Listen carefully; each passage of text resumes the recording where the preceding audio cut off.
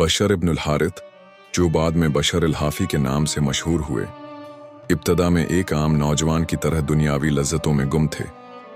Baghdad में उनका शुमार इन लोगों में होता था जो ऐश व इशरत की जिंदगी गुजारते थे। वो बेफिक्री से जीते, माल व दौलत खर्च करते, शराब नौशी करते और बेहुदा मजलिसों में बैठ कर वक्त ज़ाये करते। दुनिया की रंगीनियों में वो इतने महू हो चुके थे कि उन्हें न अपनी आखिरत की फिक्र थी, न ही अल्लाह की नाराज़गी का खौफ। जिंदगी बदलने का लम्हा जब किसी बंदे को हिदायत देना चाहता है तो उसके दिल में एक छोटी सी चंगारी पैदा कर देता है जो आहिस्ता आहिस्ता एक शौला बनकर पूरे वजूद को बदल देती है। यही कुछ बशर अल-हाफी के साथ हुआ। एक दिन वो बगदाद की एक गली से गुजर रहे थे कि अचानक इनकी नज़र ज़मीन पर पड़े एक कागज़ के टुकड़े पर गई। जब इन्होंने गौर किया तो देखा कि उस पर बिस्मिल्लाहिर्रहमानिर्रहीम लिखा हुआ है। वो कागज़ मिट्टी और गंदगी में पड़ा हुआ था। बशर ने बड़ी अकीदत से उसे उठाया, अपने कपड़ों से साफ किया और अपने घर ले गए। जब वो घर पहुंचे तो उन्होंने बेहतरीन खुशबू खरीदी और उस कागज़ पर लगाई। फिर इज्जत व एहतराम के साथ उसे एक ऊंची जगह पर रख दिया ताकि उसका एहतराम हो सके।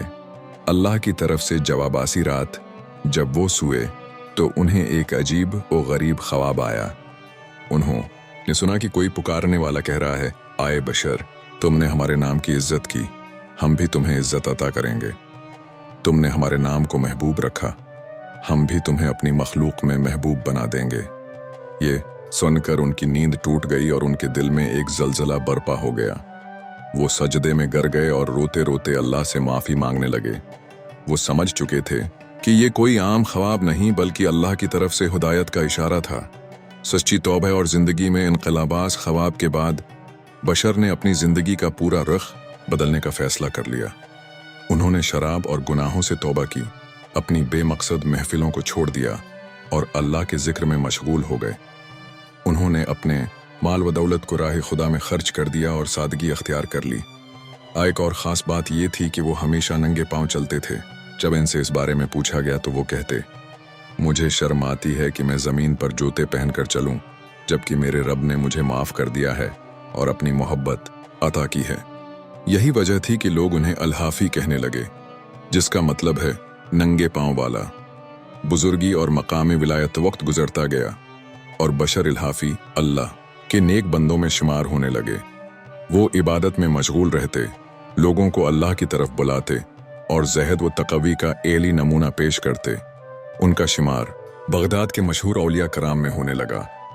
उलमा, सौफिया और आम लोग उनके पास आकर नसीहत हासिल करते। उनकी बातों में ऐसी तासीर थी कि बड़े बड़े गुनाहगार भी तौबा कर लेते। उनकी आजिज़ी और सादगी लोगों के दिलों को खींच लेती थी। हिकमत भरी बातें बशर अल-हाफी की कई बातें मशहूर हुईं, जिनमें एक मर्तबा किसी ने उनसे पूछा, लोग अल्लाह को क्यों भूल गए हैं? उन्होंने जवाब दिया, लोगों को दुनिया ने अंधा कर दिया है। वो ये समझते हैं कि दुनिया हमेशा रहेगी, हालांकि दुनिया एक शराब है जो नज़र आता है मगर हकीकत में कुछ नहीं।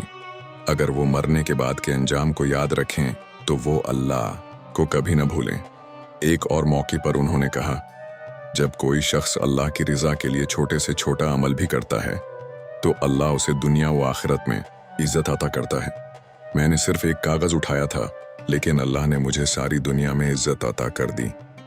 वफ़ात और दायमी मकाम बशर अल-हाफी की वफ़ात के बाद बगदाद के लोग उनके जनाजे में जौक दर जौक शरीक हुए। तारीख में आता है कि हज़ारों लोग उनके जनाजे में शरीक हुए और हर आंख इश्क़ुबार थी। बगदाद के गली कोचों में ये आवाज़ें गूंज रही थीं, वो शख्स जिसने नंगे पाँव चलकर अल्लाह की रज़ा हासिल की, आज अल्लाह के दरबार में पहुँच चुका है। हासिल सबब बशर अल-हाफी का ये वाक़या हमें ये सिखाता है कि अल्लाह की रहमत से कभी मायूस नहीं होना चाहिए। अगर कोई शख्स दिल से तौबा करे और अल्लाह के करीब हो जाए तो अल्लाह उसे दुनिया व आखिरत में इज्जत अता करता है। ये भी वाज़ेह होता है कि छोटे से छोटा नेक अमल भी अल्लाह के यहाँ मकबूल हो सकता है।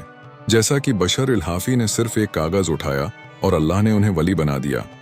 अल्लाह हमें भी अपनी रहमत अता करे और हमारे दिलों को हदायत की रोशनी से मनवर करे। आमीन।